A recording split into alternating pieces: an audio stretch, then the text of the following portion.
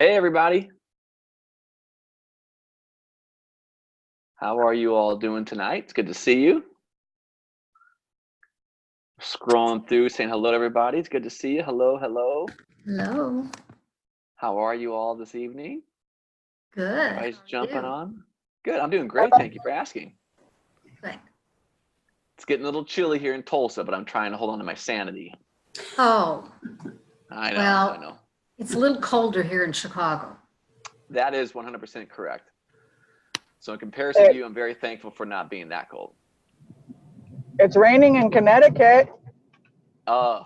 Ah, Last week the kids were on fall break on Wednesday, Thursday, Friday, right after our call last week, and it was super beautiful. It was like high 70s, maybe like 80 during the day, got into the upper 50s during the night. And now this week it's like 60 during the day, low 50s at night, high 40s. It's just enough to be chilly. And that's my pet peeves. I hate being chilly. But anyway, comes with the territory, I guess.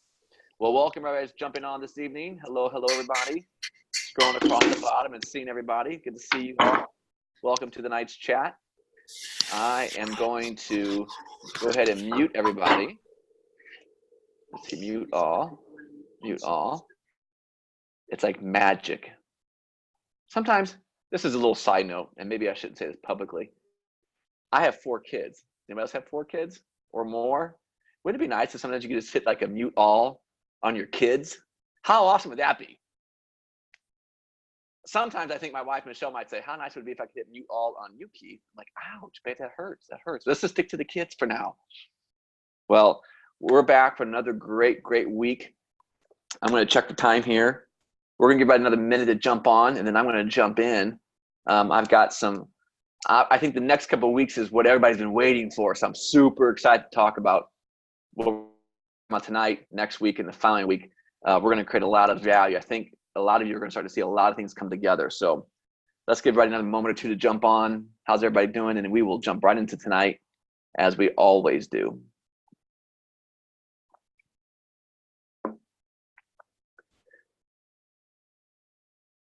It's good to see everybody. As always, everybody's jumping on. Awesome. Yep, people are still jumping on. Good, good, good. Hopefully, you're sticking to our commitments. I'll remind you of these commitments. The very beginning of this 12-week journey, which we are halfway through right now, we committed to do our best to start at least one intentional conversation a day. At minimum, you can do more, but at least one a day, Monday through Friday. That's 20 a month. Obviously, you can do more than that as well. 3 ICs today so far. Phenomenal, Erica. Good job. And we made a commitment to the best of our ability. And I realize with schedules and everything else, as mine gets busy too, to try to make it to these live events, because there's just something about watching live and putting it as an anchor in your calendar, in your schedule to participate. So if you've missed the last couple live and you're watching this recorded, do yourself a favor, make a commitment. Maybe next Tuesday or one of the coming up Tuesdays, jump on to the actual Tuesday evening and watch it. And of course, if you're not, that's okay. Make a commitment to yourself to watch it within the first 48 hours, because we're starting to get into some stuff now that as every little thing pops up, it can literally make a difference in your very next conversation. So just remind yourself of those commitments. We're all in it together. Continue, just a little plug as we're waiting. I think we're just going to go ahead and jump in and get started. And this is part of the process for my intro anyways. Don't forget, that Facebook group that we put together is a great opportunity to leverage the learning. I know this is like anything else in life, and I know this is human nature. We tend to trail off a little bit as we get into something. It becomes less exciting or less committed or less active. But try to stay connected to that group Facebook page as best as you can. My team's watching it. I'm watching it. I'm trying to interact, but there's less and less interaction there too. It's not a bad thing. I'm just encouraging, because it's not a mandatory part of the boot camp, of course. But I think it's just such a valuable tool for other people that are in your same company to read your examples, because that's a way they can not only learn from their own experiences, but they can leverage the learning by hearing and reading and seeing what others are doing and what other experiences. And I love even the ones that screw up too, like, oh, that one went to the tubes. That one didn't work. This one went great. That was a complete flop. That's all valuable information. So don't be embarrassed to share it, and don't be embarrassed to get on that Facebook page and post questions, comments, or ahas that you're having. It's another way that I'm watching to connect with everybody in between these Tuesdays, along with my 20-minute phone calls, which I've really been enjoying. So we're jumping in tonight. I want to respect your time. We are going to have some time, as always, at the end of this call. to do Q&A. So please have that prepared in your mind right now of anything we've talked about thus far or this evening. So when we get to it, we can rattle off as many quick as we can to create as much value as we can while we have the time together tonight. A couple little notes here, a couple little side notes before we jump into content. Announcements, so to speak. I wanted to personally invite all of you. I'm sure you've heard a little bit about it by now, but just as a little extra side plug, if some of you know me well, some of you don't know me, but on November 2nd, which is a Saturday, it's about 2 weeks away, maybe a week and a half away, I'm going to be doing my one-day super Live Your Greatest Life event. If there's anything that, quote unquote, I've been known for over the years, other than keynoting and consulting and stuff like this, it's that powerful event. If you've never heard anything about it, I'm just going to say this. Don't trust me. Just go to keithcoatner.com. Go to the events page. There's a promo video. There are testimonies from people that have actually been to the event or been a part of the event and participated in it.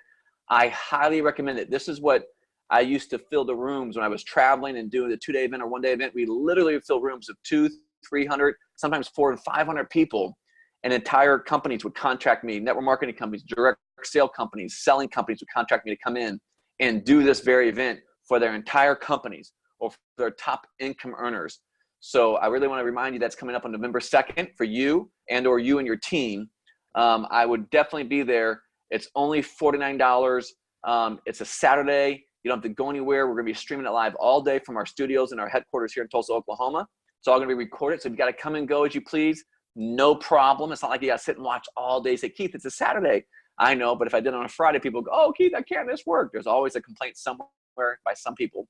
So this will be an opportunity for you to jump in right where you are. If you miss anything or you can't watch any of it live, it's okay. It'll be just like this. We're going to give everybody the content the Monday or Tuesday afterwards, and you'll have a full 30 days with the entire event.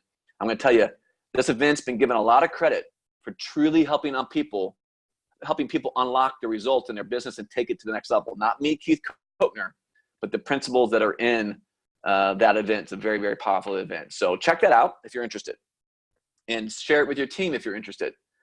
It's 9 a.m. to 5, and that's when we'll be recording. But I'm probably going to do 4 2-hour sessions. So it's going to be like 9 to 11, might go a little later than 5, but it's going to be broken into 4 1.5 to 2-hour sessions. And then it'll be emailed to everybody that registered as well afterwards so they can watch it in 4 1.5 to 2-hour sessions as well. And you'll have access to that for an entire month after the event. Thank you for asking that great question. Something else I want to jump back into what we're talking about here tonight with these intentional conversations, because that's why we're here together this evening in week 6, I believe we are. Yes. I want to remind you something. This is a journey. And I'm telling you this because I know human nature, which is part of the reason why as you get into something, as I mentioned a moment ago, people begin to trail off. People don't watch live as much. People don't involve with the Facebook as much, because we always in our society, in our mindset, in our human nature, we always want things so quickly. And I'm just going to remind you, don't take that bait of entitlement and say, I just wish I was getting that silver nugget, Keith. I want the silver nugget. No, I'm trying to teach you something. I'm trying to help you learn truly the art of conversation, the art of connection, the art of intention, and the value that'll come along with it. I'm going to mention again in just a moment. But remember, don't tune in just for what's the nugget, what's the silver bullet, what's the one thing you can say different. This is an understanding, because you're beginning to do something different, because the industry is beginning to shift back to a relationship industry. So I want to remind you this. It's kind of like, Keith, just give me the fish. Well, if I went and fished for you today, I could give you a fish. I mean, I could tell you some one-liners. I could tell you some scripting that might work today. And you say, Keith, that's what I want. That's what I want. But that would be like me giving you the fish. If I go fishing for you today and I give you the fish, many of you have heard this analogy before, then I will feed you today and today only. But then you're always going to need me every day to supply you that fish. Does that make sense? But if I teach you how to fish, I can take a segment of time with you in a period of your life. In this case, it's 3 months, 12 weeks. And I teach you how to fish, then I feed you not for today, but I feed you for a lifetime. That's what the practice is when you truly are digging into the intentional conversation, because that's what you're wanting to learn and grow in, so you can impact it into your business and really make a long-term shift, because it's not just about fourth quarter. It's truly guilty. I'm totally stuck with ICs the past week. I got long-term. Yeah. Yeah, it's part of who we are. So it's really, this is all positioning, really, don't forget, for the next 12 to 36 months and probably beyond, if you truly understand the power of this. And the reason I am taking so much time to really explain this to you, because I'm trying to show you that there's more than just learning how to conversate. I've been doing my 20-minute phone calls with many of you, which I love. I mean, if you haven't figured out by now, I love serving people. I love engaging. I love holding people accountable. I love just walking the journey out with you. And that's what a lot of these 20-minute phone calls have been. But a lot of things I'm still hearing a little bit is, you know, that typical fear of talking to people. Keith, I'm so afraid to turn to the conversation. I'm so afraid of what to say and different things of that nature. I'm trying to show you that is like the predominant fear in the direct sales and network marketing industry, talking to somebody. Fear of rejection, fear of looking stupid, fear of not knowing what to say, fumbling words. So then you just opt out altogether. But here's what most people are missing. The reason we get so fearful in advance of the conversations most often is because we're trying to role play the whole thing out in our mind. And we're trying to figure out what we're going to say, then what they're going to say, and then what I would say if they say this. And it begins to get overwhelming. And that's where fear kicks in, because we're trying to figure it all out ahead of time. And that is what kicks most people out of this industry, or at least keeps them from talking to the number of people they need to talk to on a monthly basis to get some real traction to make this network marketing opportunity a viable business for yourself, because it absolutely can be. But here's what I want to hear. Here's what I want you to hear. The value of the conversation, the intentional conversation, if you can get them talking, here's the second layer of value of intentional conversations. The conversation itself will provide you the roadmap on where to go with this person and how to go there with them. You don't have to think about it all ahead of time. See, the more you get them to talk, the more comfortable you're going to see. And as you begin to read the conversation, it's going to give you the roadmap on what to say and when to say it, when to go and when not to go, when to move forward and when not to go forward, how to say certain things, because you're going to learn who they are. And it is scary when you're trying to figure that all out ahead of time blindly. The conversation will give you, quote unquote, the arrows in the quiver, like we've talked about, or the ammunition, if you will.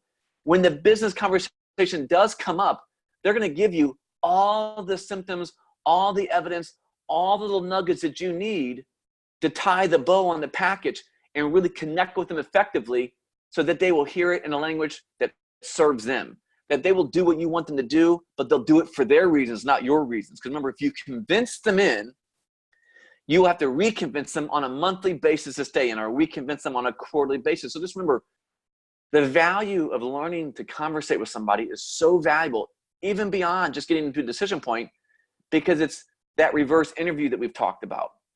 It's the roadmap to where to go. It's the clues that will give you that the information to truly connect with them and help close them effectively on whether this is or is not an opportunity that will fit them. So stay diligent, stay focused, and stay passionate about truly learning the art of mastering conversation, because that is where you're going to get most of what you're afraid of in the dark before you do anything.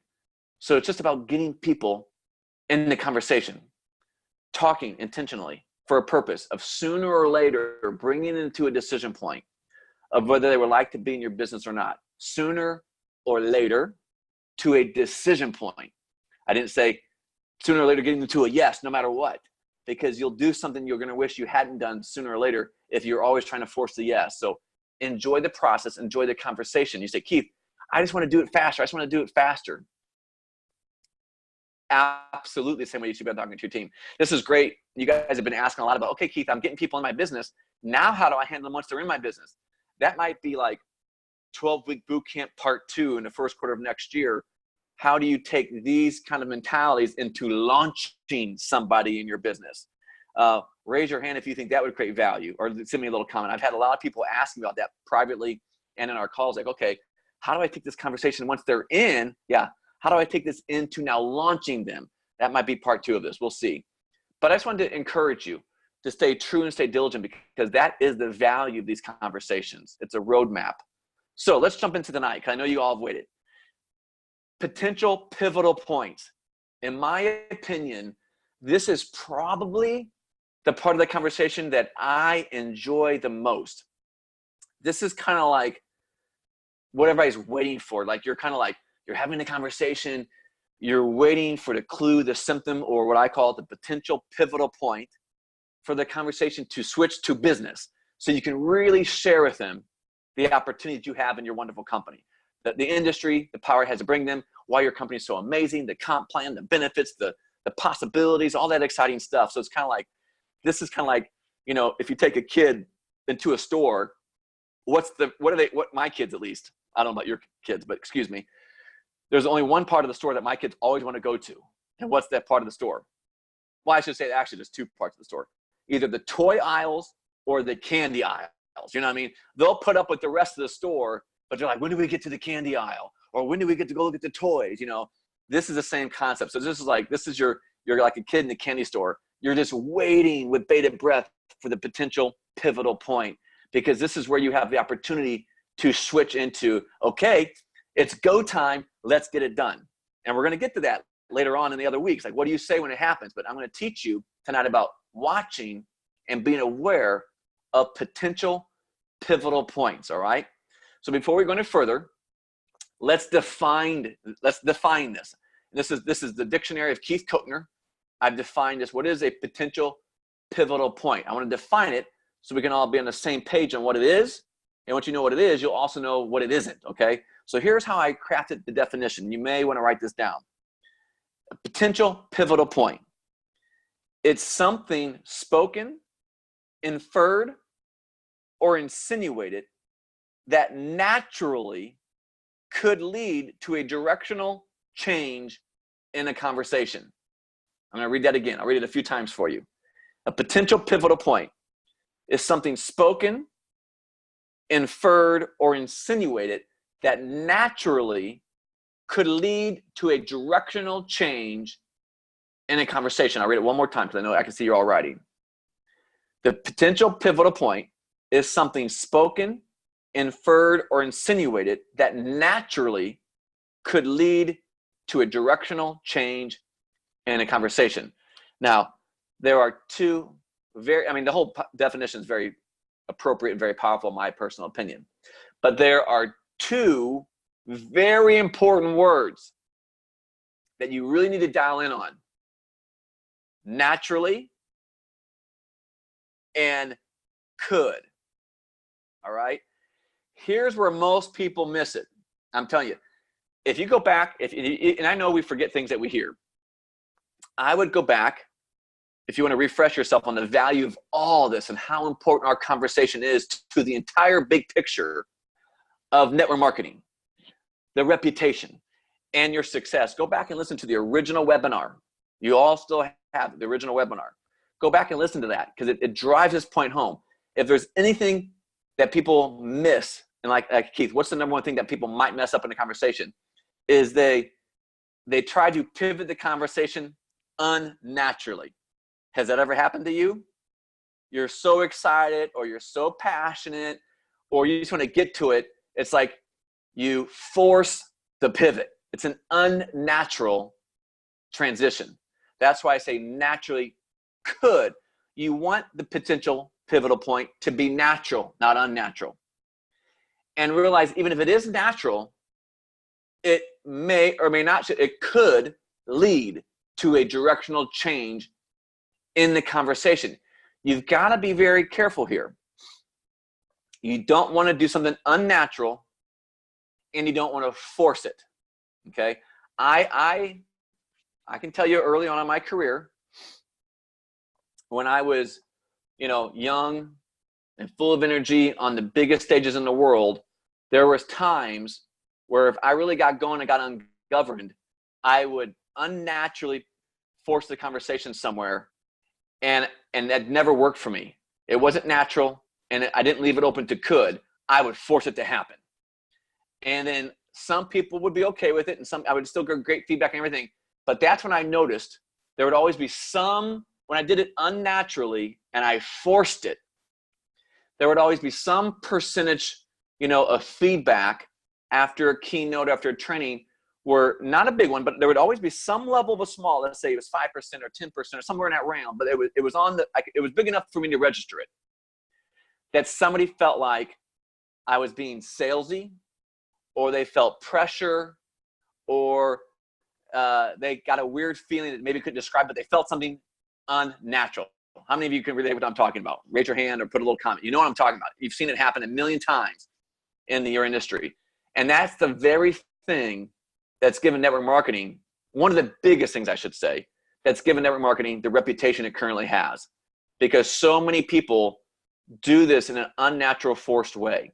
So in my maturity over the years, I've had to learn to lean on a truly abundant mentality where I can have patience. Because now in my life, I wait for the natural pivotal point. I'm waiting for it. I'm looking for it. And I'm being intentional in the conversation. We're going to talk about how to get that in a minute. There's 3 different kinds of pivotal points. I'm going to teach them to you in just a second. But I'm now patient, okay? And now in my life, I never force.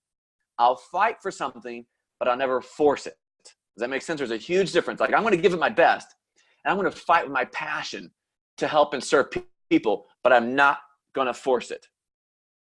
Because I've learned every time I do it unnaturally and I force something, it introduces a liability into the communication or the relationship that doesn't need to be there.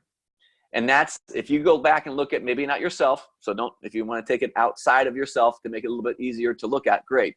Go picture somebody else. Go picture a different company in the industry. I know you have seen it happen. People get there. It's the opposite of a truly abundant mentality. It's a poverty mentality. It's a desperation mentality where they will unnaturally force the conversation to go where they want it to go. And they still convince themselves that they're being of service to somebody else, and they don't even realize the other person is no longer even paying attention. I can promise you, you've probably done it to somebody before. As soon as you walk in, if you're going into a clothing store, a car sales lot, you've heard another company being pitched somehow, maybe you were with another company at some other time, you know, as soon as you feel like the agenda, somebody's agenda is taking over, what do? You glaze over, you disconnect. So potential pivotal points is something spoken, inferred, or insinuated that naturally could lead to a directional change in a conversation. That's how I've defined it. Remember, naturally and could. This is an art. It's not an exact science. It may not the first time. You may miss the first pivotal point. It may be the next one that could, or you may have to wait to the next conversation. It's an art. It's kind of like, if you can go back into the days, maybe if you're single, you can obviously relate to this right now. If you're married, you can go back to the days before you were married, when you were looking for a spouse or a mate or somebody to date. You know, you wanted to flow that naturally. If you went too far, too fast, it felt weird or it felt uncomfortable. You lost the connection. Maybe you went to talk to somebody you thought you would like to go out with, but then you fumbled your words and it came out weird and you're like, okay, and you ran away and you never talked to that person again because it was unnatural and it was forced. I think you all get the point. So be sensitive to that, because I'm gonna tell you, this is probably one of the most exciting things that can come up in the conversation, because this is the first opportunity to really get some traction. And the reason I'm harping on this is because I don't want you to blow it. When you finally do get to the potential pivotal point, you don't want to blow it with an unnatural force. You don't want to kick into your desperation or poverty mentality. You want to stick to a truly abundant mentality and be patient. Fight for something, but allow it to be natural. All right? So let's get into 3 different types of potential pivotal points. I'm going to give them to you, and then we're going to talk about each of them for a few moments and kind of expand from there. I think these are kind of obvious. The first 2 are very obvious. The third one, I think, will be something different that maybe you haven't really ever heard before. So the 3 different kinds of potential pivotal points are this. Number 1 is a direct pivotal point. Number 2 is an indirect potential pivotal point. And number 3 is an educoed potential pivotal point. Everybody's looking, what was that word? I can see y'all faces. What was that? What was that word? Educo. E-D-U-C-O.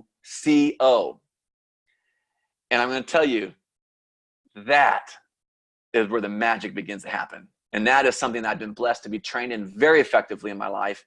And if there's anything that I'm really good at, it's potential pivotal point number 3, the educoed type. So we're going to come back to that in a second. So let's talk about this for a second. Direct potential. You say, Keith, what would a direct potential pivotal point look like within my intentional conversation? Because I want to give you some clues and things to begin to look for. So I think this one's probably the most obvious when you're thinking about it. And you go, oh yeah, I get that, Keith. A direct potential pivotal point. Examples would be like, I hate my job.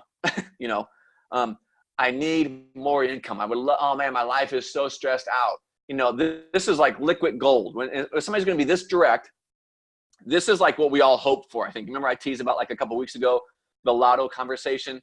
You want it to be the lottery ticket of the best conversation ever. And it's spoon fed to you and it just goes perfectly. That would be a direct potential pivotal point. When somebody goes, man, I hate my job. You hear somebody complaining about their job. You hear somebody saying, man, I wish I had more money. You know, my money's always gone before the month is gone. I wish I had some way to earn extra income that I would love. Here's another very direct one. I have so many relationships in my life. I wish I had something to offer them all. You know, these are like, oh my gosh, I can't believe it's this amazing. You're going to be like, is this really happening? You know, these are direct potential pivotal points. Most of the time, these are the ones that really you've ever really been trained to look for when it's that obvious. You know, and that's an obvious open door to still gently and patiently take the conversation to another direction, because that would be a very natural, if you're, you know, I'm not suggesting, remember, let me remind you, a little disclaimer. These potential points may or may not come in the first conversation. It might be in the second part of the conversation, the third part of the conversation, or today. It might not be today. It might be the second day. It might be a month from now. It might be 3 months from now. That's why I'm telling you, get in the habit of starting a conversation every single day. We already know half of them are going to go nowhere. Half of them will be someone interested. Out of the half, it'll be 3 to 5, then 1 to 3, and then 1 over a 90-day period possibly. But then there'll always be a part where you're at some level of every conversation where you're getting potential pivotal points, and then you're getting to the business opportunity. So when the pivotal point comes, like a direct pivotal point, remember, I'm not saying it's going to happen the same day you started the conversation or initiate. It might be down the road a little bit, but when it does come up and the conversation pivots, this is where you get kind of the green card, if you will, to naturally slide into the opportunity as you all know it. And this is where the boot camp that I blessed you all with, the communication boot camp, takes over.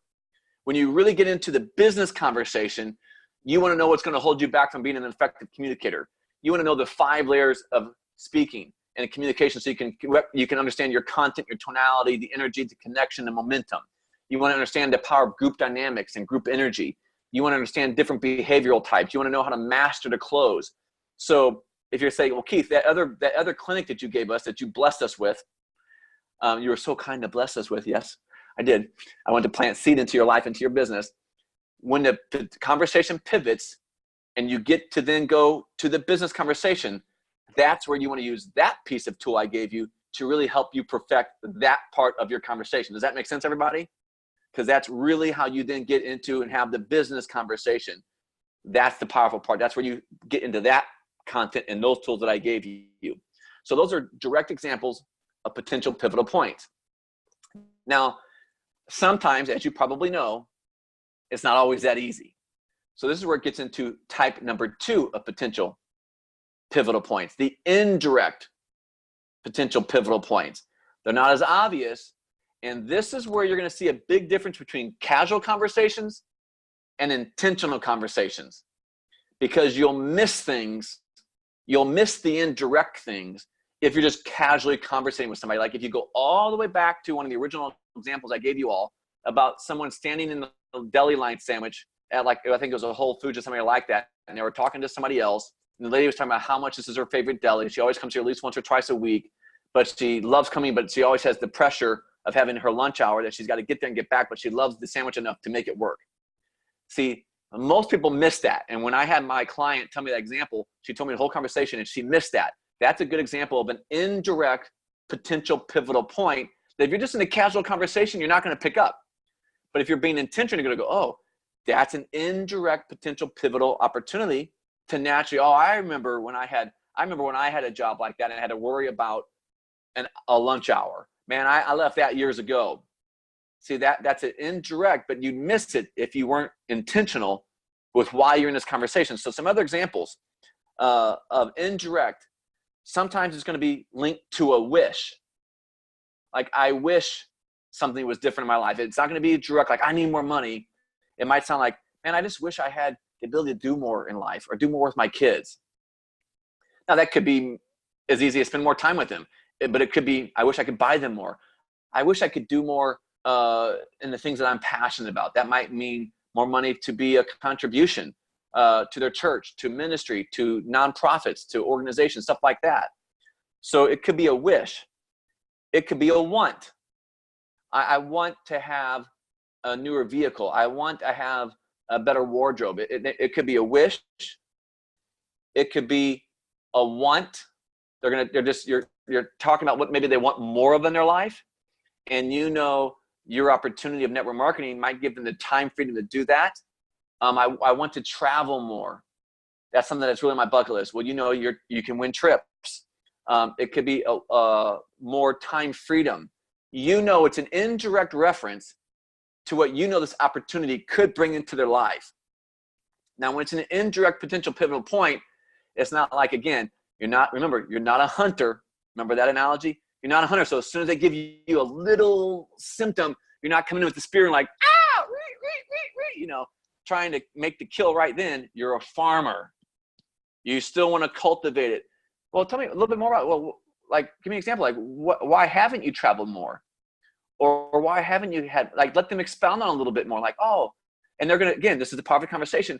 They're going to give you something there that's going to go, oh, yeah, I can connect to that. I remember when I wanted those things. And that's one of the reasons why I made the decision I made years ago.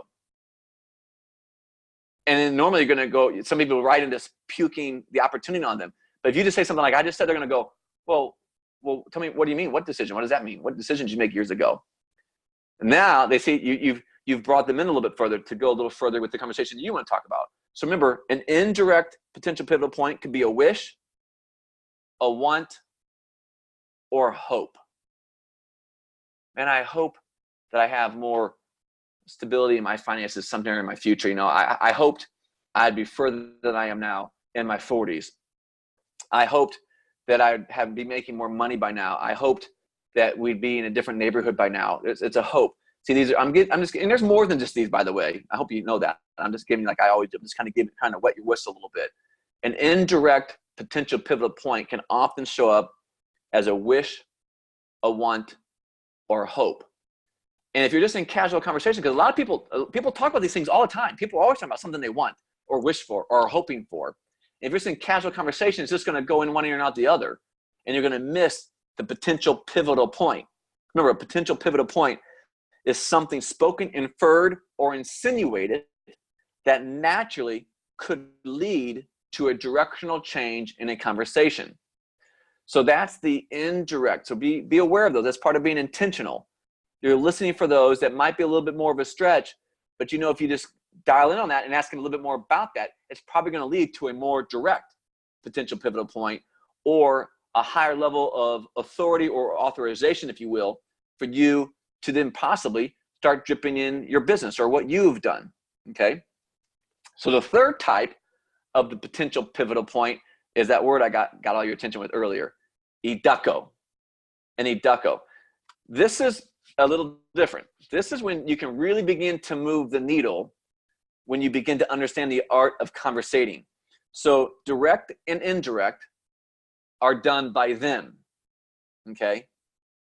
When you educo, I'm going to give you the definition for that in a second. When you educo it, you are getting them to do the above. You're getting them to do the direct or indirect. You're pulling it out of them. Or you're getting them to ask you what you do. Educo, let me define it for you. The word educo in the Latin American definition is to draw out or to lead out or to bring up, to get them to bring it up. So educoing is you pulling out of them what you need them to say without them knowing it to give you the authority to potentially pivot the conversation. You all following me? It's kind of like you're throwing out, like you're almost fishing. It's like fishing. You just did it. So you understand, Jill, you understand what I'm talking about. It's like you're putting bait out there. You're putting leads out there to hopefully they'll take a bite on one and then it'll lead to the above ones I just shared with you, direct or indirect potential pivotal points. You're going to get them to talk about what they want. You're going to get them to talk about, you know, why they hate their job. You're going to get them to talk about, you know, why they need more money. Maybe they didn't bring it up, but you're basically going to pull out of them what it is you need for them to say, because you want the potential pivotal point to come from them. That's the natural flow. That's where sometimes you got to be patient. That's where you got to have a truly abundant mentality and not dip into desperation. So this is where the patience comes in. So educo is to draw out of somebody, to lead out of somebody, or to bring up. Does that make sense? So it'd be like that conversation with the lady in the line. Oh, I remember when I had to worry about a lunch hour. Man, I walked away from that years ago. I chose no longer was I going to bow to a lunch hour, and I made changes in my life to make sure I never did. What's the next question you're going to ask me? Well, what is that? What did you do? What do you mean by that? See, I educoed out of you something that I wanted you to say to me so that I could continue my story without dominating and controlling the conversation. Does that see how it works? So now I want the entire intention of the conversation to be about serving them, but I got to listen to their conversation enough to down connect to them. So if I need to, if they don't give me a direct or indirect potential pivotal point, I can educo it out of them. I can get them to either directly or indirectly bring it up, or I can get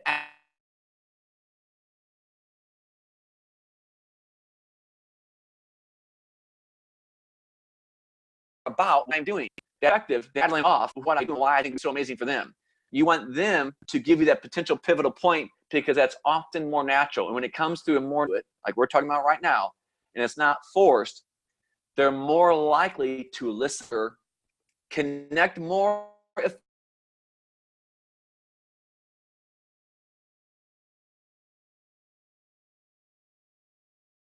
and the force. I don't know how else to really describe it. I know many of you are Star Wars fans or whatever it may be, but it's the educo. It's like it's the force. You like, it's like, you would take me to Jabba. No, Jabba doesn't want to see you. Yes, he does. You will take me and him. Oh, I will see you. Are you guys getting stuck or frozen? Let me check here real quick.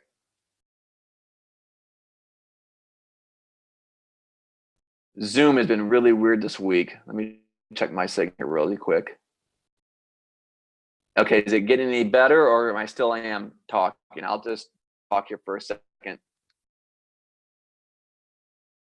The good news is it is recorded. So hold on just a second. Let me maybe do.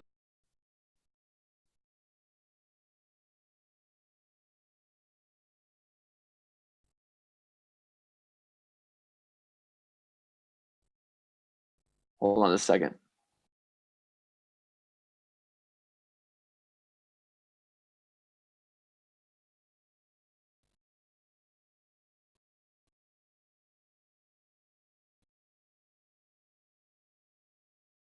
Okay.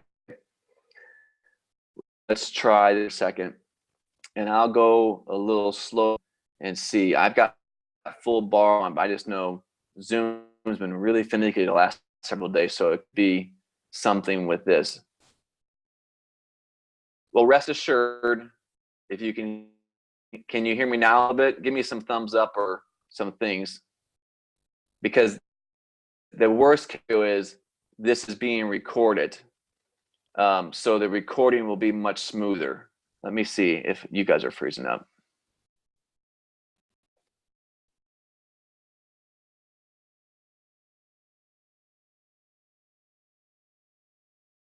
Okay, let's see here. How can I put this out? I am going to, I don't want to shut the whole thing off. That might be what I need to do though. I can see most of you.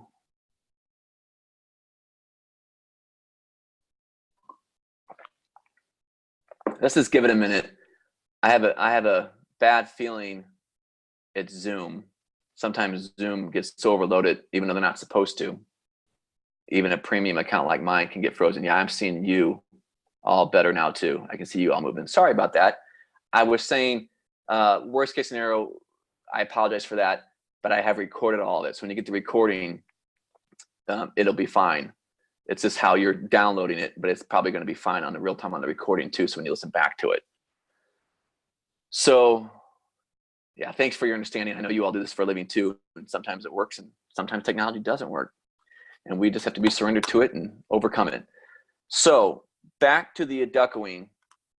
This is more like the art of the force. This is something you can get really good at, or you'll choose not to get really good at, because it takes practice.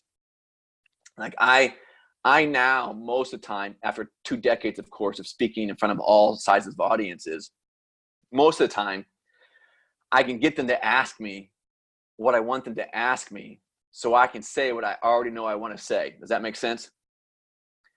But if I just said it, some would still hear it, but it wouldn't be as effective as if I was answering the needs or what they were asking me and wanting to know more about. If any of you, for example, have ever been to one of my live 2-day events or one of my live 1-day events like I'm going to be doing on November 2nd, one of the first things I always do is I ask people what they would like to learn by being at the event. Does that make sense? Now, I already know, trust me, after 20 years of doing it, I already know from experience what will most likely create the highest level of impact for them in the time that we have together. But I don't want to just come across that I'm speaking at them or to them. I want to have a discussion with them. And if I can let them tell me what they would like to learn, and then slightly alter how I'm saying what I'm saying so that they feel like I've tailored what I'm saying to what they specifically asked, their connection to me is going to go skyrocketing through the roof, as well as their trust. Does that make sense to everybody? And it seems everything seems to be working a little bit better right now again. Some thumbs up, everything. Okay, good. So this is what I really want you to focus in on, because if you're not getting the direct or indirect, some people just give up. What happens more times than not, they don't give up. They try to force it unnaturally. So what I'm going to try to coach you to do or mentor you to do or challenge you to do, if you don't immediately, sooner or later in the conversation, get the potential pivotal point, rather than panicking and then you trying to take over and unnaturally force it, step back, stay patient, stay professional, stay truly abundant mentality, and practice educoing with people. Go fishing. If that's an easier way, go fishing with them and try to put the bait out that will get them to ask the questions or say the things that will either get you a direct or indirect potential pivotal point, or the second part is get them to ask you what it is that you do. Does that make sense? So this for me is extremely entertaining, because remember, all you gotta do is relax and have a conversation with somebody and connect with them and listen to how you can best serve them. And one of these 3 ways will almost always bring that potential pivotal point, which is something spoken, inferred, or insinuated that naturally could lead to a directional change in the conversation. This is the art. This is where people most likely, like I said earlier, will either kind of blow it or really begin to practice it and really become good at it.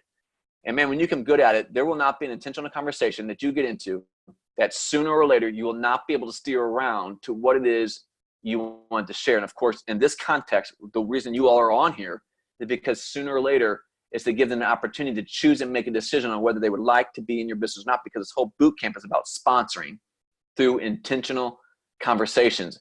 And if you can follow their lead, it's going to be way more powerful, way more connected, and you're going to have a lot higher percentage of chance that they will be in your business for the right reasons. Now, again, for some people, they get impatient. I'm harping on this for a second because this is one of the biggest things I see people drop the ball with. They get impatient and they default to being unnatural and forcing.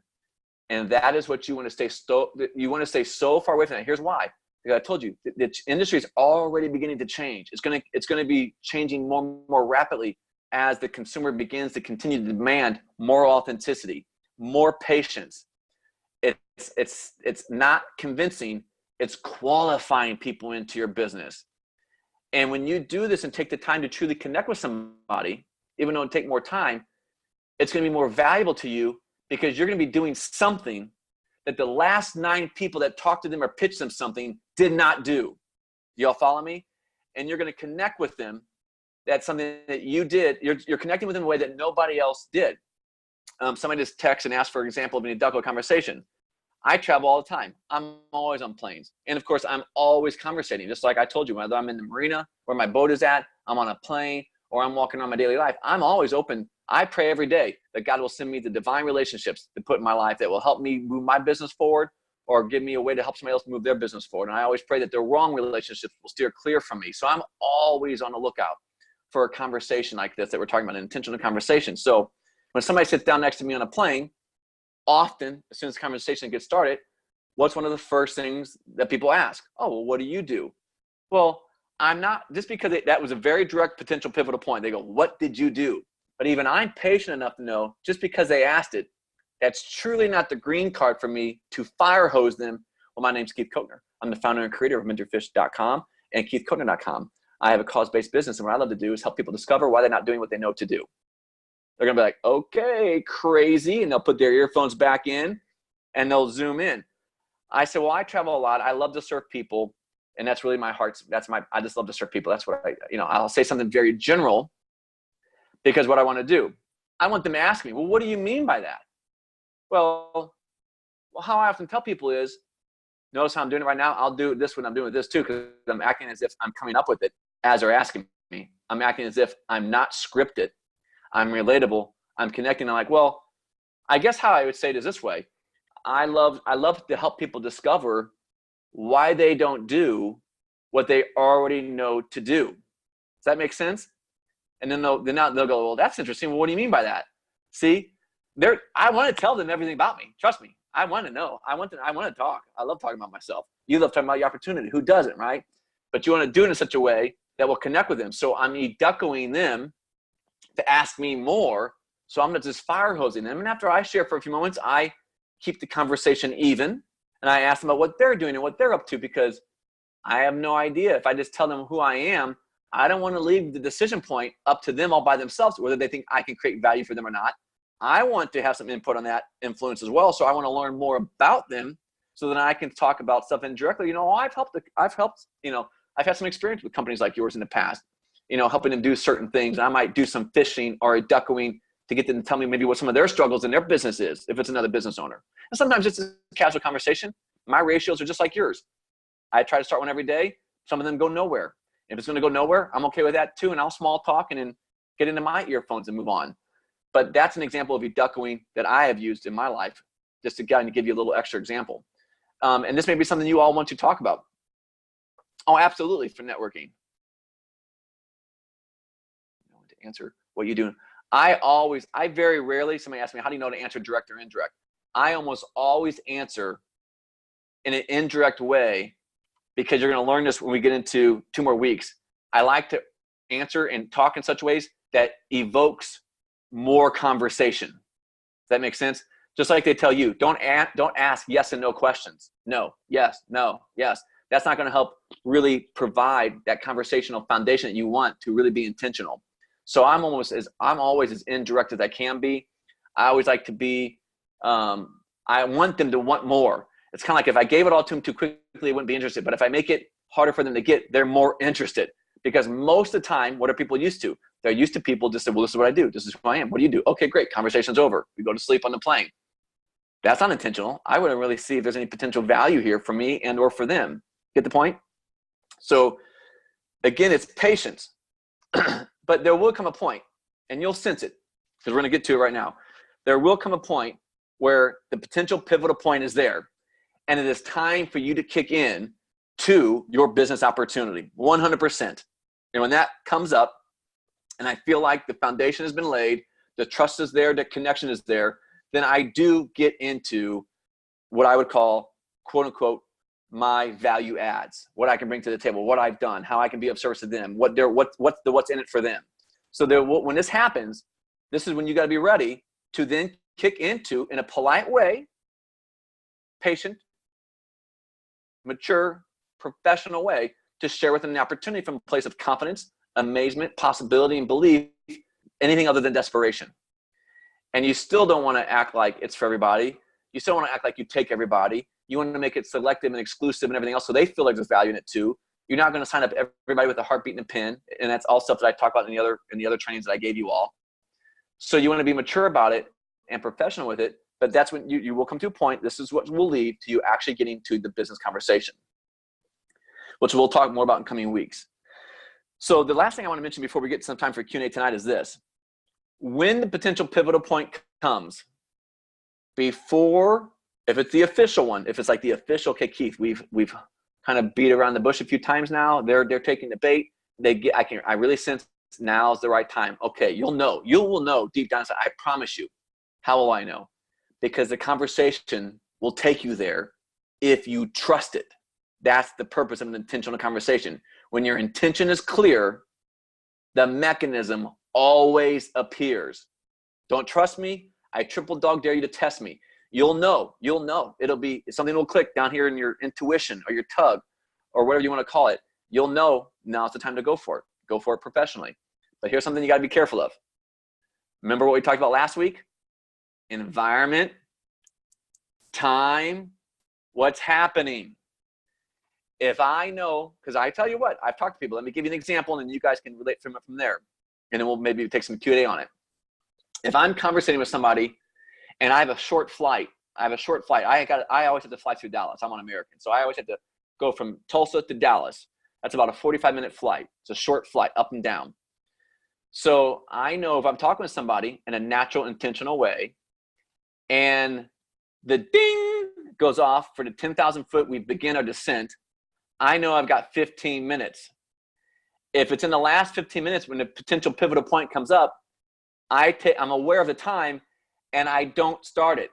I don't try to spew what I want to spew on them in that moment. I pivot myself to a conversation continuer because the conversation killer is coming up. The conversation killer is too close. Does that make sense? You want to be aware and remember all the different environments we talked about last week.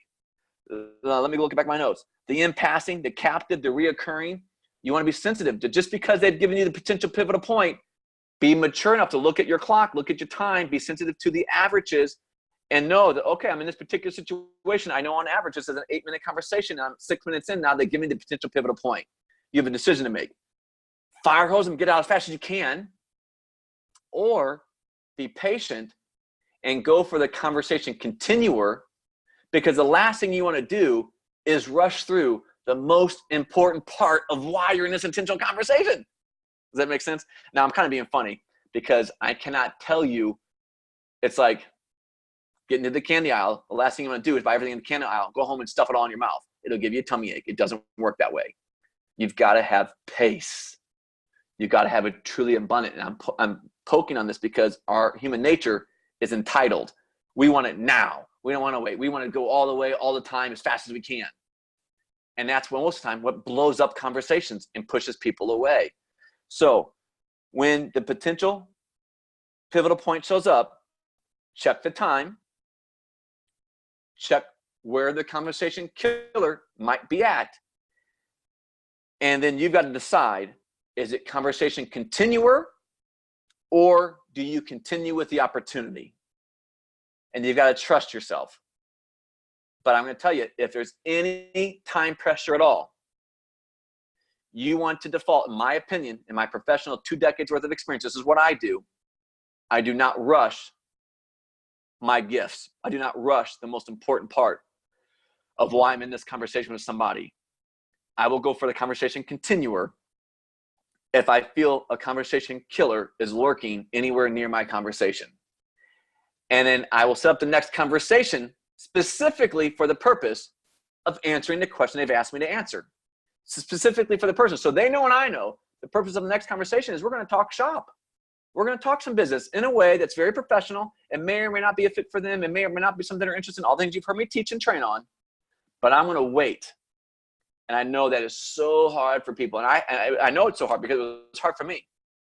I had to realize you do not, in economics, there's a term called the point of diminishing return. You never want to pass if you're already past the point of diminishing return in the conversation, that is not when you want to pitch.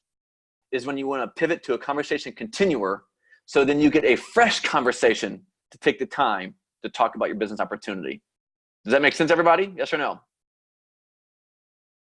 Thumbs up, some comments. I know it's a patience. I know it's something we got to work on. And in today's world, that's not something very common for most people. They just want to go all the way. As soon as you get it, you jump on it and you go crazy. Be sensitive to it because you don't want to rush it. You want to be connected. Now, the last thing you want to do is when you get somebody taking the bait, and they're giving you the potential pivotal point, you don't want to force it. I love that's absolutely, I love to continue. Let's connect on that. Or, hey, you know what? We're getting ready to land. And I don't want to go too far, too fast with it. I don't want to make you feel like I'm rushing the conversation, but I would love to continue this conversation with you.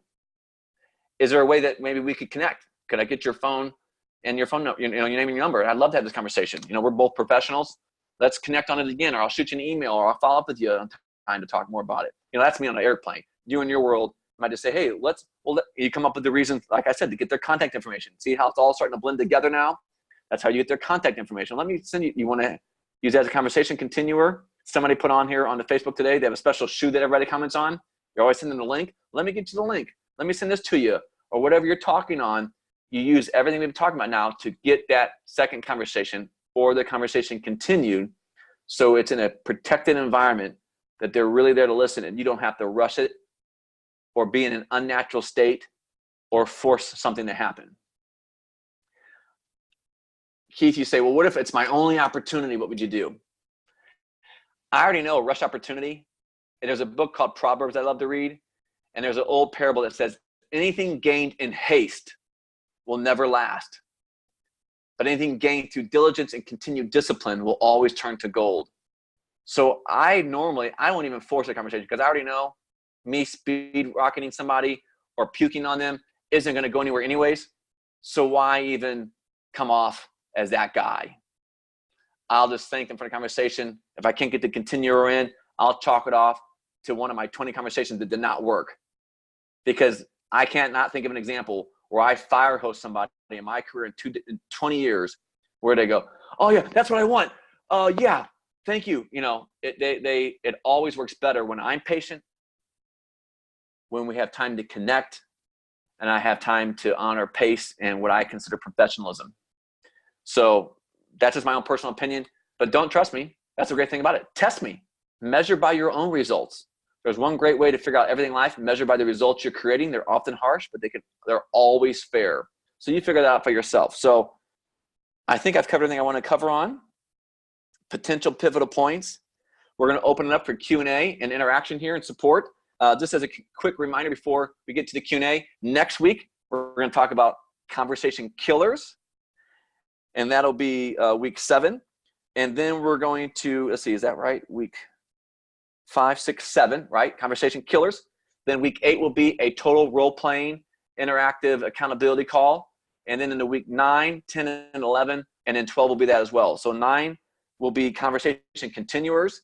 And then by popular demand, we're going to be talking about how to have intentional conversations through emails and social media in the last sessions as well. So we'll get to all that in the coming weeks as well. So I just want to kind of give you what's coming soon. So let's unmute one at a time, whatever you'd like to do, and let's do some live interactive Q&A. And what I've shared about tonight, or anything you've experienced that you'd like me to chime in here, I've got about 10 to maybe 15 minutes to do that with you all still this evening. Hey, Keith, it's Jill. I had a question. Yeah, absolutely, Jill. So I know we talk a lot about, moving too fast and stuff, but I seem to always get the number and the connection and kind of leading into the next thing, the next reach out, getting them some information, talking more about it, through a lot of questions like you're talking about. I forget the acronym you used for it, but do you feel like there is, is it ever wrong to do that? Oh, absolutely not. If it's natural? Oh, absolutely. Well, here's what's happening, and here's what your experience is, Jill. This is something you've been working at and have already done naturally for quite some time. So everybody that's listening to this boot camp, whether they're listening live or recorded, are at different stages of experience with this. So the only way I can be safe is to act as if we're all starting out, because I've always learned it's always safer to teach somebody to crawl, walk, jog, and then run and then sprint than to just teach sprinting and have a whole bunch of people fall flat on their face. So for all of you to hear this, because Jill has a lot of experience, and sometimes certain personalities lend itself to this more easily than other types of personalities, but it can be worked and perfected in all personalities. So what I want to say is this: as you practice this, you will get more effective. Like I'm telling you, a lot of my conversations do go a lot quicker than I'm training you all on, because it's no longer a doingness for me, it's a beingness. So I'm not ever suggesting you slow something down on purpose. I'm just suggesting you're always sensitive to not to force it to be unnatural quicker than it would naturally go, because I've seen it happen so many times. Because one of the biggest mistakes most people make in direct sales and network marketing is they go too far too fast. So if you're gonna err to a side, err to the side of pace, but do know this: as you get good at it, like you are, Jill, because you are very natural at it, and as all of you are listening, as you practice it, you are going to get better and better and better at it. Just picture yourself 36 months from now, everybody, where you've got certain groups of conversations, you've got your time averages down, you're starting conversations 2 or 3 a day, and they're all rotating, and you're always at some conversation or another in maintenance where every conversation is getting to a pivotal point. You're always closing somebody. It's kind of like launch one, promote one with you all. When you get the momentum going, you're in all these pieces all the time, and you can bring acceleration to it that seems very natural, but it's much quicker than if you're just starting out. So there's absolutely nothing wrong when it happens naturally to do that. Like I could give you examples of me in action, but it's because I've done it for so long. I can do most of this quicker than most will ever be able to do it, because it's a gift that God gave me, and I've been doing it specifically for over 2 decades now. So it's kind of like, can we all be effective runners? Yeah, but that doesn't mean we can all run 10 miles a day. Some have to start at 1, 2, or 3, but you will get conditioned where 3 becomes easy and 5 is a stretch, and all of a sudden 5 miles would be easy and 10 miles is a stretch. Your timing, that's a great example and a great question, Jill. You will get to the place where what you now think might be hard will be very easy and natural in the future, and it'll all happen faster, for sure. And that's the purpose of at least 1 a day. You get to 2 or 3 conversations a day, you're going to learn quicker. It's like, many of you ever heard my bowling analogy, and it's a thing I teach, and I might get to it in our one-day event in November 2nd. The more you throw the ball, naturally, just the more throws you get, the faster you're going to improve. Does that make sense? Keith, Good question. Thanks, Jill. Yes. Keith, is there, what's the danger in perhaps going too slow? I worry, or I think more about, gee, am I going fast enough? I'm always looking for that second conversation as opposed to trying to finish it off in the first one. Well, there'll become a day where you'll know if you're sabotaging the conversation because you're too afraid to ask for the close or ask for the business. And so then they've given you 3 or 4 potential pivotal points, and you're just not taking it because you're too afraid of what they might think about the opportunity. Then that is on you. And that goes back into what I teach in the other communication clinic that I gave you all. What insecurities will hold you back from being an effective communicator? Whether you think you deserve, or your worthiness, or your opinion of what other people think of you. So yes, if you know you're getting to a place where you're self-sabotaging, then that's a totally different story. You have to be aware of that and trust yourself to practice. I have found most of the time, our human nature, very rarely, when you're practicing something and you begin to see the value in it, your human nature will always push you to go a little further, faster, eventually, and pick up the pace. Does that make sense? That's a natural progression. It is not human nature to slow down. So my point is, very rarely do people go too slow for too long, because once you start learning something, your normal human nature pushes you forward. It does not work in the reverse direction, though. That's the hard part. If you try to go too far too fast, it's kind of like, if you go back to that dating analogy, once you've gone too far too fast in your relationship, it's hard not to go back there, even if it's not serving it. That's why you want to put pace in that relationship, so you build the foundation of that relationship on things that are more than maybe, back in the dating days. You want similarities, you want connection, you want maybe the same faith, you want the same hobbies, you want the same interests, not just the same physical excitement and connection. You want to put all that in place, but it's harder to slow down once you've gone too far too fast than it is to speed up if you're going too slow. So very rarely have I ever met anybody, and quite honestly, that's one of the biggest things I bumped into over the years. When I used to teach pace. I still teach pace, but I used to teach it very specifically. Many of you have heard me teach about pace. You got to put a pace in place to create the space for you to run your race, because if you do not, you'll fall flat on your face. And specifically in your industry, I would always have feedback sometimes with key leaders in rooms years ago. Keith, stop teaching pace. You're going to make my people slow down. I'm like, no, that's just your poverty mentality. That's just your fear. Pace, people will always speed up once they get a pace. But if you're only, like back in the day, it was always like, remember, and I think specifically to your company, because I've been around for a while, it was always 8 parties. 8 is great. 8 a month. Remember that? And I know it's still out there.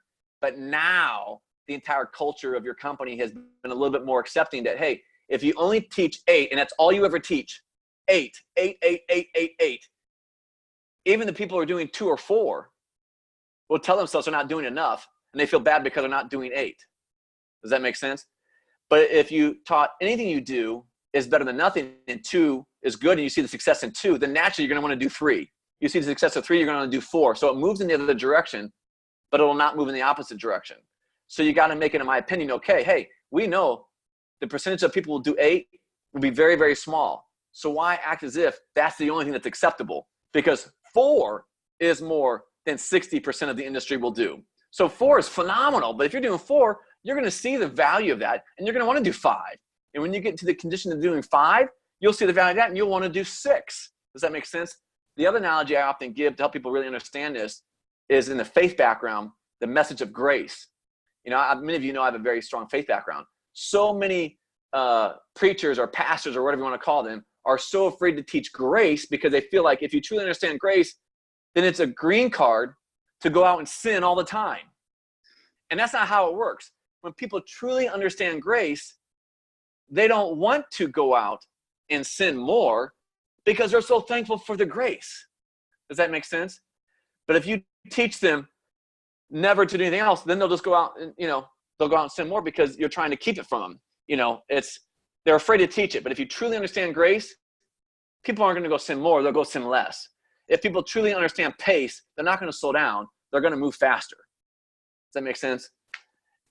So I know it's a very indirect answer to your question, but most of the time when people fear about somebody going too slow, it's an unwarranted fear. Unless it's driven from self-sabotage, then you want to be held accountable to it and push past your fear or insecurities to go out and do what you need to do and talk to more people.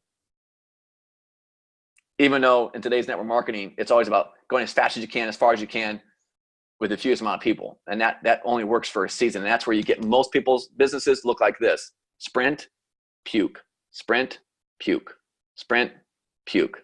Instead of a curve that naturally continues to incline for growth. Remember, what I'm teaching is all about something you can sustain and maintain over a long period of time. So good questions. I got time for another one. Anybody else have one? I have one real quick. Absolutely.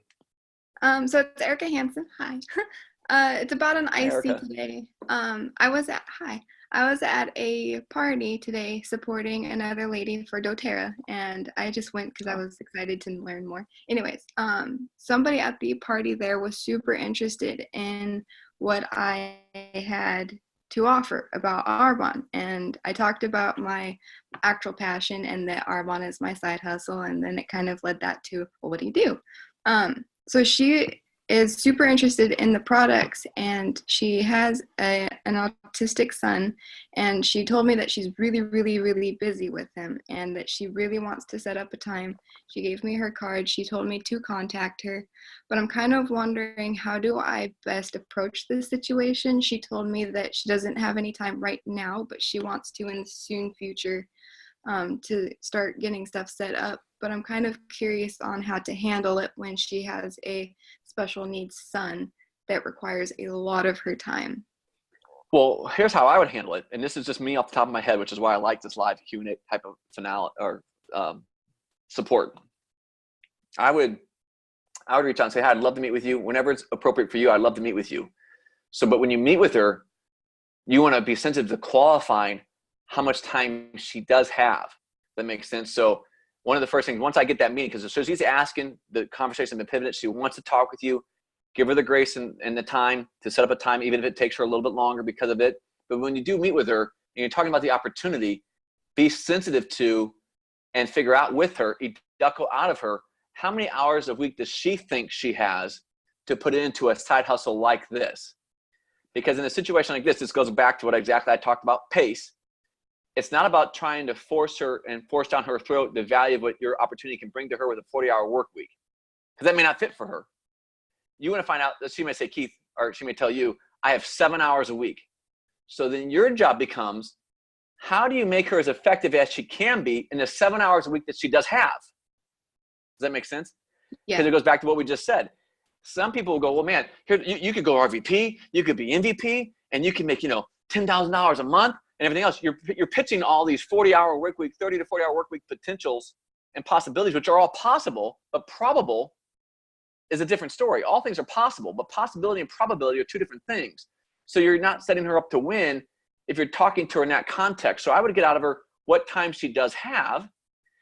And then, okay, I'm going to work with you because, see, I think you could be a strong maintaining district, maybe even an area with 7 to 10 hours a week. And let's just make that our goal. Let's stay focused on there, because even a side hustle, that kind of return is could have enough impact of financial influx into your life to change your life. And let's start there. Say, Keith, but what if you don't tell them about the RVP and MVP? They won't sign up. That's, in my opinion, is somebody very unexperienced talking, because here's what I just said a moment ago. If you can show her how the value that she can create in 7 hours a week, and you get her to start creating that value in a 6 to 12 month time frame, no matter what obstacles she has in her life, if it's creating the value she's looking for, what will she find more of? That's true. Yeah. What will she find more of?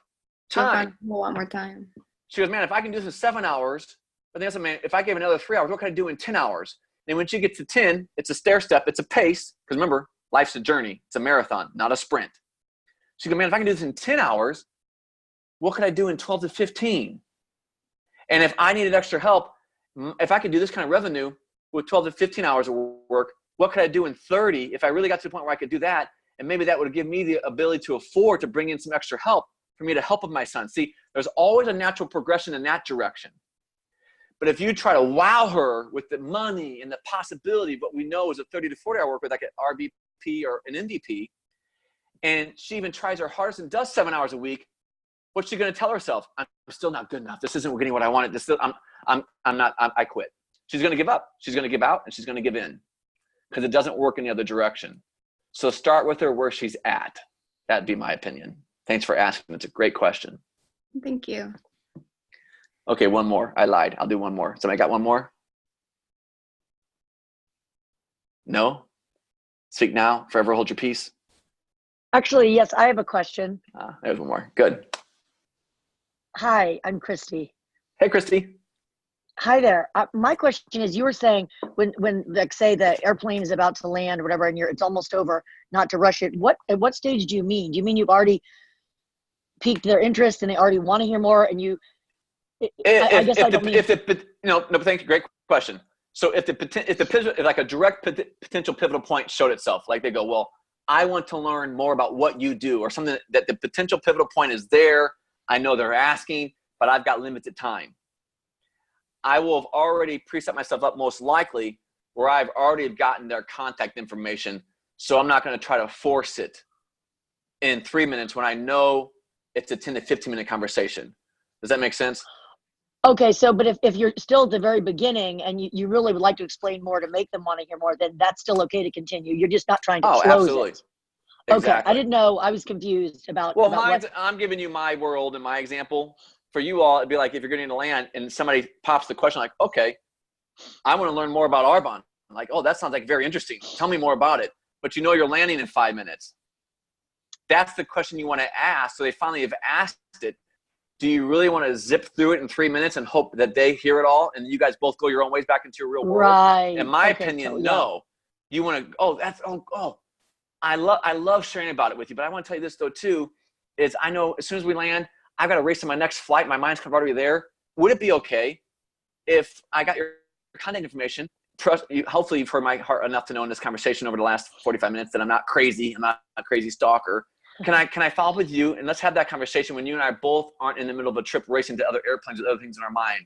I'm going to try to pivot it to a continued conversation to give me a higher likelihood of being more successful in that connection. Does that make sense? Okay, sure. Oh yeah, I just wasn't sure. Now, I didn't understand exactly what stage you meant you had to be at. I'm glad you asked. Yeah. Thanks. If they really bait you for the information, I do everything I can to never force it or try to go too far too fast. I rather take my gamble, me personally with 20 years of experience, I'd rather take my gamble on getting what's in place to get that continued conversation And when I follow them, I have my full 20 or 30 minutes of a phone call with them to truly answer their question, answer what they asked me, and then feel them enough to get feedback from them too, so I can gauge where they are or where they are not in their What if interest they too. and what if they want your link? Like, they say, "Oh my God, the product's amazing. Can I at least see your?" I mean, I've always thought that's a great way to get someone's phone number, is sending them the link. Yeah. But what if someone's asked that? Is that okay to say, "Go ahead and check out my link, but don't do anything until we talk. Don't buy anything until we get a chance to talk"? Well, how does that work? Like, what do you think? This is where it gets a little sticky sometimes, because I know how you're all trained. So I'm going to say the safe answer: yes, give them the link and see what happens. In my world, though, asking me unofficially, unplugged, I would have made sure, because again, this is what Jill says. She's really good at it already. And you will get really good at everything that I'm training you in if you'll practice it. And I will have already made the conversation. I will not have allowed them to go there. I will have steered and controlled the conversation where they will not ask me something like that, because I know I don't want to give them that, because that gives them an opportunity to make a total judgment before they even hear my heart and my connection about what this opportunity can bring in their life. It puts too much in their hands. I know, as always, a human connection and presentation of whatever that looks like is better than just a generic link or video. Now, if you can't do anything else and it's your only hope, then yes, I'm not against links. But all you got to do is be the other person. Don't be you, be them. You get the link and you watch it and they tell you. And then you're going to make a decision before you even talk to them again, right? You will probably watch the link. You will not wait to do anything until they talk to you.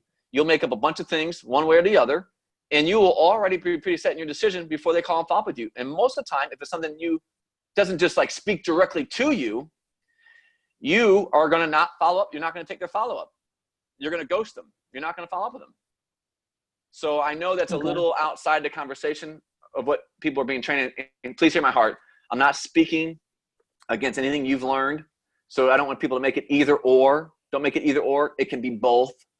But when you get really good at what we're talking about, intentional conversations, you can keep people, like you won't create the space for them to ask just for the link and what they can get in the moment.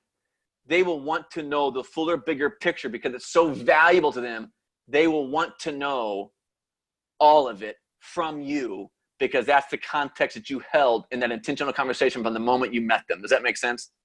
I know I haven't talked about that a lot, and that may be like going too far, too fast in this conversation, but believe me, you will get good enough at this if you will practice it, that you will even control what they are not asking at the pace they're asking for it to totally set you up with the best way and the best amount of time to present the entire opportunity to them.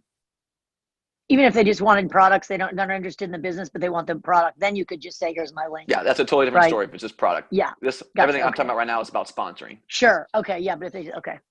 The product's always easy because you can always lead with the business. And if an not interested, you can always then go to the product, and that's always easy. But it doesn't always work in the opposite direction. You can't always lead with product and then go to the business. So good question. Yeah. That's probably about as far as I'll get into that tonight. Good question though. So trust your tug. Thanks. The bottom line is trust yourself, trust your intuition. There's no wrong or right way to do it. It's all about measuring by results and seeing what you create. And that's the whole purpose of all this. You know, I know you all do trust me because you've seen my experience and you know, you've seen my action, you know, especially your company. You've been around me for over a decade. I've had a relationship with your company for a very long time. But the bottom line is trust, practice, try. You blow one, who cares? You got 19 others. That's why it's about being continually consistent as well. I still make mistakes. I blew up a conversation the other day. Not the one I told you about earlier, but another sales call I did for my other company. It was a big wig. They wanted me on the phone as the majority shareholder of the company. So I got on the phone and I blew it. But I didn't get myself grounded ahead of time. I wasn't intentional. I didn't listen enough to truly connect. I tried to fake it and I blew it. I was being honest. So you won't always, it won't always work out for you. I'm still growing on it as well. So good call tonight. Thank you all. Continue to be on it. Remember, I know many of you know people that are part of this boot camp. Encourage them to watch us in the first 40 hours to join us live. Next week, we're going to talk about conversation killers. You all are so welcome. Thank you for all your kind words. If there's anything that I can do to serve you more, don't hesitate to reach out and tell me how I can do that. So I appreciate you all. God bless you. Have a great week. Thanks. Good night. Good night. Good night. You're all very, very welcome. God bless you all.